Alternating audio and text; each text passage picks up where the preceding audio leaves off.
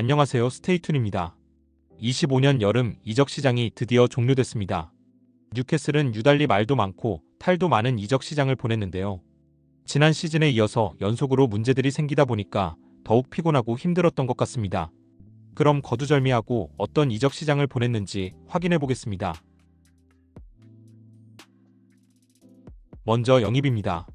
이적 시장이 시작된 이후로 뉴캐슬은 무수히 많은 실패를 겪었습니다. 디나위선부터 시작해서 라르센에 이르기까지 길고 힘든 시간을 보냈습니다. 대부분 빅식스와의 영입 경쟁에서 패배하면서 아직은 그들과의 경쟁에서 이기기에는 부족하다는 생각이 들기도 했습니다. 하지만 그럼에도 불구하고 뉴캐슬은 차선책을 찾아 열심히 영입을 이어갔습니다. 이 선수들은 앞서 봤던 선수들보다 실력은 조금 부족할지 몰라도 모두 뉴캐슬로 이적하는데 긍정적이었던 선수들입니다. 그리고 전부 이번 여름에 보강이 필요했던 포지션들이죠. 따라서 감성적으로나 이성적으로나 꽤 만족스러웠던 영입들이라고 할 수 있습니다. 특히 앞서 많은 실패를 겪다 보니 뉴캐슬로 흔쾌히 와준 선수들이 더 좋게 보이기도 했습니다. 엘랑가는 계속된 실패 속에서 누구보다도 빠르게 첫 번째로 영입된 선수입니다. 오른쪽 윙어로서 더 젊고 가능성이 많아진 머피라고 할 수 있습니다. 치아오는 뉴캐슬의 불안한 센터백 뎁스를 해결해 줄 수 있는 영입입니다. 단순히 숫자를 늘리는 것뿐만 아니라 치아오는 왼쪽 오른쪽 가리지 않고 모두 뛸 수 있기 때문에 더 큰 도움이 됩니다. 특히 보트만이 유리몸인 것을 고려하면 좋은 영입이라고 할 수 있습니다. 램지는 추후 팀의 골칫덩이들을 내보낼 수 있는 영입입니다. 왼쪽 윙과 메잘라를 소화할 수 있는 선수입니다. 뉴캐슬에는 해당 포지션에 반스와 윌록이라는 골칫덩이들이 있는데요. 램지가 팀에 잘 적응한다면 다음 이적 시장의 둘 중 한 명은 내보낼 수 있을 겁니다. 볼테마데는 정말 깜짝 놀란 영입이었습니다. 마치 예전에 토날리를 영입했던 것처럼 엠바고가 걸려있다가 이적 시장 막바지에 갑자기 소식이 나왔기 때문인데요. 미넨도 노렸을 정도로 재능이 많은 선수입니다. 장기적인 관점에서 봤을 때 이삭의 대체자로 보여지는데 하루빨리 재능이 만개했으면 좋겠습니다. 위사는 여러모로 애간장을 타게 했던 영입입니다. 위사는 신사협정을 언급하며 뉴캐슬로의 이적을 강하게 원했지만 브렌트포드와 의견 차이가 생기면서 굉장히 힘들게 이적했습니다. 위사가 직접 장거리를 운전해서 메디컬 체크를 받았고 들리는 얘기로는 마감되기 30초 전에 거래가 마무리됐다고 합니다. 누구보다도 본인이 강력하게 뉴캐슬을 원했던 만큼 좋은 활약을 보여줄 것 같습니다. 램스데일은 약간 아쉽지만 임대라서 만족할 수 있는 영입입니다. 기존에 거론됐던 골키퍼들을 놓친 건 아쉽지만 램스데일도 한때는 잘하는 모습을 보여줬던 선수입니다. 선택 이적 옵션이 포함되어 있기 때문에 과거에 보여줬던 실력을 다시 보여줄 수 있는지 확인할 수 있는 좋은 기회입니다. 다음으로 방출입니다. 방출은 영입에 비해 상대적으로 수월하게 진행됐습니다.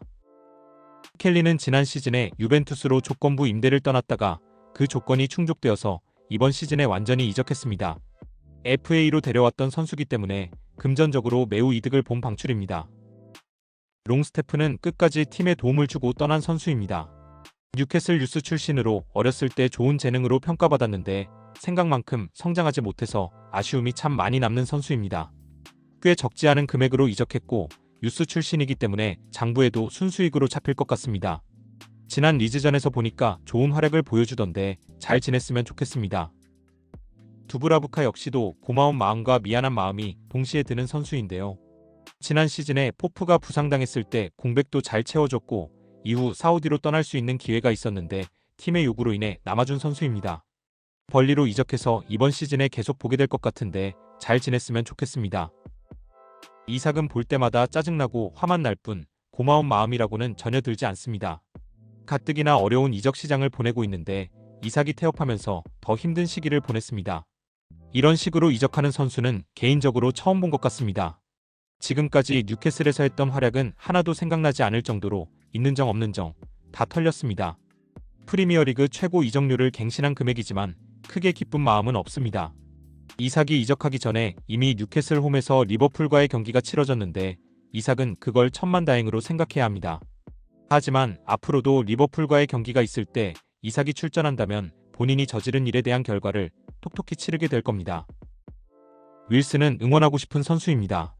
에디 하우와 함께했던 첫 번째 챔스 진출은 윌슨의 활약이 없었다면 불가능했을 겁니다. 지난 시즌에는 부상으로 거의 출전을 못했지만 그만큼 많은 나이에 자신의 마지막 불꽃을 뉴캐슬에서 태웠다고 생각합니다. 하지만 웨스트햄으로 이적해서 약간 무서운 점도 있는데요. 유명한 별명답게 뉴캐슬과의 경기에서 막판 추가골을 넣거나 하는 일은 없었으면 좋겠습니다. 헤이드는 사실 별다른 생각이 들지 않습니다. FA이기도 하고 사실상 팀에 없는 선수와 다름이 없었기 때문인데요. 그래도 자신이 뛸 수 있는 팀을 찾아서 다행이라고 생각합니다. 반면 루이스는 약간 안타까운 마음이 드는데요. 지난 시즌 상파울루로 임대를 갔다가 그마저도 부상을 당해서 조기 복귀했습니다. 이번에 FA로 팀을 떠났는데 아직 소속팀이 없다고 합니다. 하루빨리 뛸 수 있는 팀을 찾기를 바랍니다. 블라호디모스는 빨리 처분하고 싶은 게르 같은 선수입니다. 이번에 겨우 임대로 내보내기는 했지만 구매 옵션이 없기 때문에 아쉬움이 많습니다. 최소한 출전이라도 많이 해서 임대가 끝나고 팔리기를 바랄 수밖에 없습니다. 타겟도 블라호디모스랑 비슷합니다. 다만 타겟은 임대가 끝나는 26년 여름이 되면 뉴캐슬과의 계약도 종료됩니다. 뉴캐슬이 계약을 연장할 일도 없을 것 같기 때문에 사실상 마지막 모습이라고 봐도 무방합니다. 그저 주급 부담이라도 덜었음에 만족해야 합니다. 유소년에도 꽤 많은 이동이 있었습니다. 주로 영입과 임대 이적이 많았습니다. 먼저 영입입니다. 바르샤와 레알이 노렸던 안토니오 코르데로입니다. 빅클럽들의 관심에도 불구하고 뉴캐슬로 와준 아주 고마운 선수입니다. 수원 삼성의 자랑 박승수입니다. 영입된 이후 프리시즌에 좋은 인상을 남기면서 리그 개막전 벤치에 이름을 올리기도 했는데요. 이제는 U21팀에서 훈련받고 출전도 하고 있습니다. 같은 한국인으로서 응원하겠습니다. 제2의 흡이차 바크탕 살리아입니다. 지난 시즌에 이미 합의를 완료하고 이번 시즌 자신의 생일에 뉴캐슬로 합류한 선수입니다. 흡이차와 같은 국적을 가지고 있고 포지션이나 플레이도 비슷합니다. 잘 성장하기를 바라겠습니다. 다음으로 방출입니다. 가랑 쿠올이 스파르타 프라하로 떠났습니다. 안타깝게도 뉴캐슬에서는 실패한 유망주였는데요. 하지만 아직 나이가 매우 어리기 때문에 재기에 성공해서 나중에 큰 무대에서 만날 수도 있습니다. 작지만 이적료를 남겨줘서 고맙고 가서는 잘 지내기를 바랍니다. 코르데로는 오자마자 바로 임대를 떠났는데요. 벨기에 1부 리그 소속인 베스테를로로 갔습니다. 베스테를로는 리그 내에서 중위권에 속하는 팀입니다. 비록 교체 출전이지만 벌써 2경기에 출전했습니다. 점점 출전 시간을 늘려서 경험치를 잘 쌓고 오기를 바랍니다. 해리스는 콜레인 FC로 임대를 떠났습니다. 콜레인 FC는 북아일랜드 리그 소속입니다. 비록 변방리그이지만 리그 내에서 매 시즌 중상위권에 속하는 팀입니다. 벌써 4경기 모두 선발로 출전해서 좋은 활약으로 팀의 3승 1무를 이끌었습니다. 유스에서 좋은 골키퍼가 나오기를 기대해보겠습니다.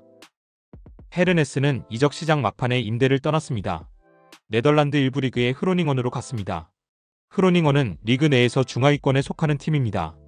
헤르네스에 대한 평가는 조금 갈리는데요. 프리시즌 방한 경기에 잠깐 출전한 적도 있습니다. 다만 계약에 구매 옵션이 포함되어 있다는 걸로 봐서는 뉴캐슬이 아주 높게 평가하는 것 같지는 않습니다. 제2의 생막시맹 사누시는 프랑스 1부 리그의 로리앙으로 임대를 떠났습니다. 로리앙은 리그 내에서 하위권에 속하는 팀입니다. 하지만 오히려 하위권 팀이기 때문에 기회를 많이 받을 수도 있습니다. 생막시맹도 뉴캐슬에서 뛰기 전에 프랑스 리그에서 좋은 활약을 했었기 때문에 사누시도 같은 길을 걸었으면 좋겠습니다. 시작은 미약했지만 끝은 창대했던 이적 시장이었습니다. 이적 시장 초반에 힘든 시기를 보냈음에도 불구하고 결국엔 잘 마무리했습니다. 좋았던 점을 얘기해보자면 첫째, 약했던 포지션을 대부분 보강했습니다. 이제 풀백과 중앙 미드필더 한 자리 정도만 제외하면 로테이션 멤버들의 수준이 많이 높아졌습니다. 챔피언스리그를 병행하기 위한 준비를 잘했다고 생각합니다. 둘째, 총 지출이 5,600만 파운드입니다. 전체적으로 선수들을 비싸게 영입했다는 평가가 많았지만 좋든 싫든 이삭의 판매 덕분에 총 지출을 많이 줄였습니다. 셋째, 유소년 선수들이 임대로 성장할 기회를 얻었습니다. 임대를 떠난 유소년 선수들이 전부 유럽의 1부 리그 팀으로 갔습니다. 변방리그라고 하더라도 좋은 기회인데요. 비록 우리 팀에서 써보지는 못했지만 네덜란드 리그에서 경험을 쌓고 돌아와서 활약하고 있는 양쿠바 민테가 아주 좋은 예시라고 생각합니다. 이번에 임대 간 우리 유소년 선수들도 전부 좋은 경험하고 왔으면 좋겠습니다. 반대로 아쉬운 점을 얘기해보자면 첫째, CEO와 스포츠 디렉터의 부재가 크게 느껴졌습니다. 시즌 초반에 많은 실패를 겪었던 것이 다른 원인들도 있겠지만 이들의 부재 때문이기도 하다고 생각합니다. 그리고 전체적으로 비싼 값으로 영입한 원인도 마찬가지고요. 그래도 조만간 CEO와 스포츠 디렉터를 선임할 계획이라고 하니 빨리 해결됐으면 좋겠습니다. 둘째, 신입생들이 적응할 시간이 필요합니다. 일단 팀의 핵심이었던 이삭이 나갔기 때문에 이를 해결하는 게 급선무입니다. 이미 시즌 초반 경기들에서 이삭의 부재가 크게 느껴지고 있습니다. 하지만 볼테마데를 비롯한 주요 이적생들이 이적 시장 막판에 영입됐고 바로 국대에 차출됐기 때문에 제대로 활약하기까지는 시간이 꽤 걸릴 겁니다. 이 일을 전부 종합했을 때 개인적으로 점수를 매기자면 100점 만점에 80점짜리 이적 시장이었다고 생각합니다.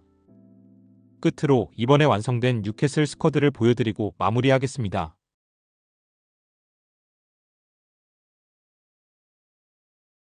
영상 시청해주셔서 감사합니다.